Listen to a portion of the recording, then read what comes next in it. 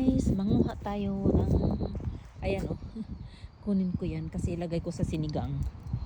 At itong aking beans, ayan ang aking beans oh. Ang dami niyang bulaklak, pero wala pa siyang bunga na matigas. Ang aking sibuyas na late itong sibuyas na to, tapos yan pwede na siyang kunan kasi maagang sibuyas yan.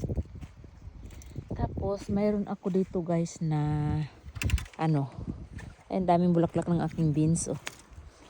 Green peas yan eh, green peas. Oh, may sumibula sa aking ano, asparagus.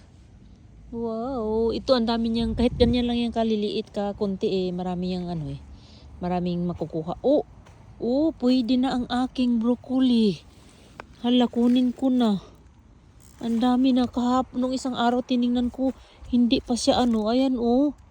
Wow, kunin ko na sila. Kunin ko na. Ayan, ito wala pa. Ay, ito oh. Kunin ko na yan siya guys. Kasi akin yang lulutuin. No?